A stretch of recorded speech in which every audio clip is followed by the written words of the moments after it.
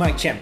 There's gonna be a time in our lives when death knocks at our doors and the only thing we can do is accept our fate. I mean, if we're meant to die, then we might as well accept it, right? But some people defy the odds and they somehow slip away from death's grasp. Their miraculous survivals to horrific scenarios prove that they are either really lucky or they will be involved in real-life Final Destination scenarios at some point. So here are several lucky individuals who survived the impossible.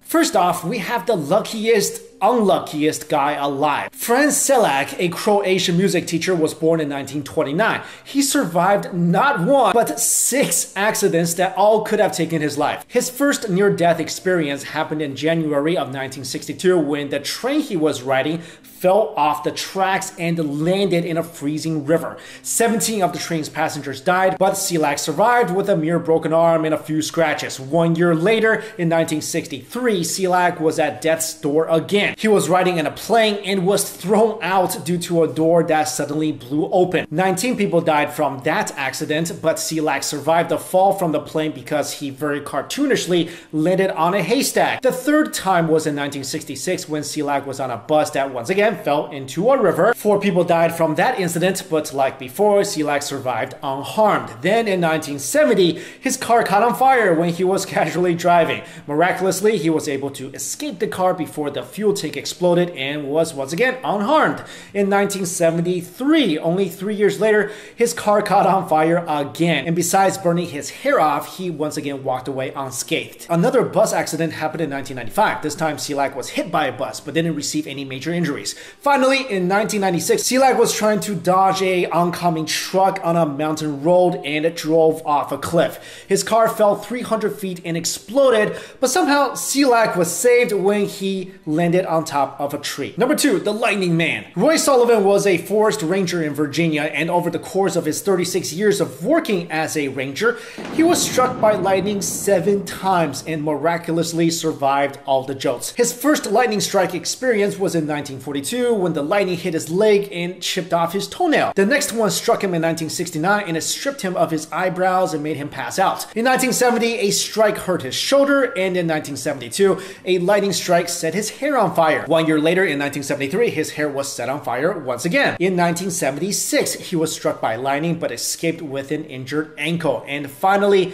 on June 25th, 1977, Sullivan was struck and received injuries to his chest and stomach, resulting in an ugly hospital visit. Because of all the times he was struck by lightning and lived, Sullivan made it into the Guinness Book of World Records. So maybe Zeus was drunk and playing a game of how close can I strike a human without killing them. Number 3, can you imagine someone getting sliced in half and surviving? Well, it happened. The man involved was a 38-year-old railway switchman from Texas named Truman Duncan, who was doing his job one day when he suddenly fell in front of a moving train car. Unfortunately, he couldn't escape in time and was literally sliced in 2 by the moving train. Somehow he was able to stay conscious and called 911 and told him that he was cut in 2 and he was not part of a magic trick. 45 minutes later, help finally arrived and Duncan was still conscious. Doctors spent 3.5 hours trying to save his life, and Duncan stayed in a coma for 3 weeks preceding his accident. After being cut in half, he had 23 surgeries and stayed in the hospital for 4 months before being released. Duncan left the hospital in a wheelchair, and amazingly, he returned to work at his old company. He said that his motivation to stay alive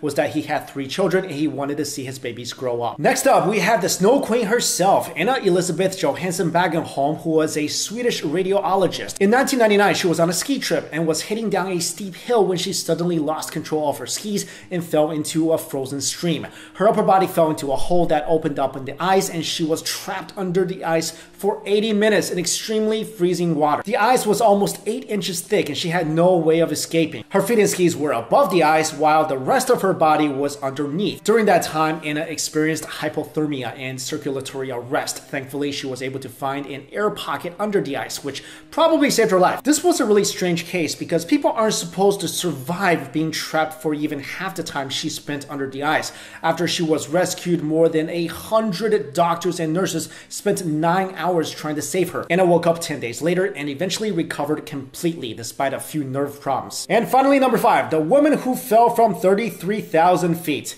You know when you get on a commercial flight and the captain will always come on the PA system and tell you that he's reached cruising altitude and is now safe to move about the cabin? Now imagine at this point there's an explosion and you come crashing to the ground. The chances of survival should be 0, but it's not, because a woman has fallen from 30,300 feet and has miraculously survived. On January 26, 1972, a flight attendant named Vesna Volovic was on a Yugoslav airline DC-9 headed for Denmark when the plane was torn apart by an explosion. There were 22 other passengers and crew on board the plane, and Vesna was the only survivor. Rescue workers found her in the mangled section of the plane's tail, and she was badly hurt. She suffered a fractured skull, 3 broken vertebrae that left her initially paralyzed from the waist down. She was then in a coma for 27 days. How the plane was brought down is still a mystery. Some say it was a bomb planted by Croatian separatists. Others say it was the Czech Air Force. But the greatest mystery has to be how Vesna was able to fall from over 33,000 feet in the air, survive,